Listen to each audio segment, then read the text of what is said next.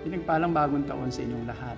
Ang salita ng Diyos sa atin ngayon ay mula sa Lucas 12, talatang 22 hanggang 24. Ito ang ating mababasa.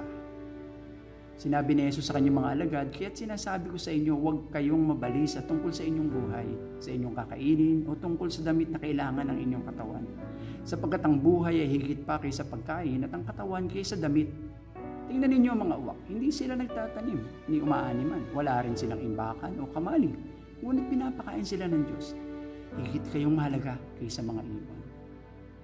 Sa ating talatang binasa ay pinaalalahanan ng Panginoong Hesus ang kanyang mga alagad na huwag mabalisa, mag-alala o mag-worry sa ating ikabubuhay, kakainin at isusunod. 2 beses na inuulit ito ni Jesus sa verse 22 at 29 na huwag mabalisa o mangamba upang bigyan diin na ito ay maling tugon sa ating mga pangangailangan. Bakit mali ang mangamba, mag-alala o mag-worry? 3 dahilan ang akin nakita sa verses 22 hanggang 31. Una, ito ay pag-aaksaya lang ng oras or waste of time. Sabi ni Jesus sa verse 25, "Sino sa inyo ang makakapagpahaba ng kanyang buhay ng kahit kaunti sa pamamagitan ng pag-aalala?" Ang sagot ay wala. Actually, mas nababawasan o mas sumikli ang buhay natin dahil sa pag-aalala. Ito ay walang pakinabang na naibibigay, nagdudulot pa ng mga sakit o karamdaman sa ating puso, katawan at isipan. Ikalawa, tandaan mo na mahalaga ka sa Panginoon. Verse 24, 27 at 28, higit na mas mahalaga ka sa mga ibon na pinapakain ng Diyos. Higit na mas mahalaga ka sa mga bulaklak at halaman na dinadamitan, pinalalago at binibigyan buhay ng Panginoon sa araw-araw. Mas mahalaga at mas mahal ka ng Panginoon. Huwag mangamba. Ikatlo, alam ng Ama ang iyong mga pangangailangan.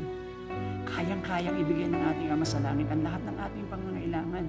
Handang-handa at gustong-gusto nga niyang ipagkaloob ang mga ito sa atin. Magtiwala at unahin lang natin siya. Hindi tayo mangangamba dahil idaragdag niya ang lahat ng ating pangangailangan. Lucas 12:31 at Mateo 6:33.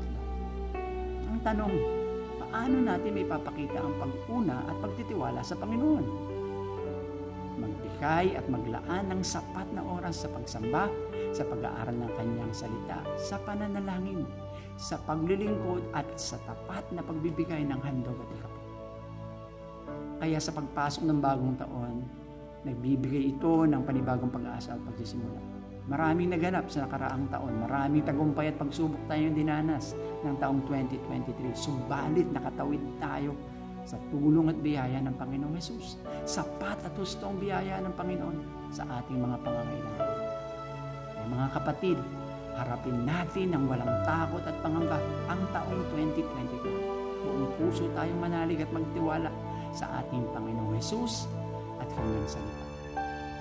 Mateo 6:33, hanapin muna natin ang kaharian ng Diyos at ang kanyang katuwiran, at ang lahat ng mga bagay na ito ay pawang idaragdag sa inyo.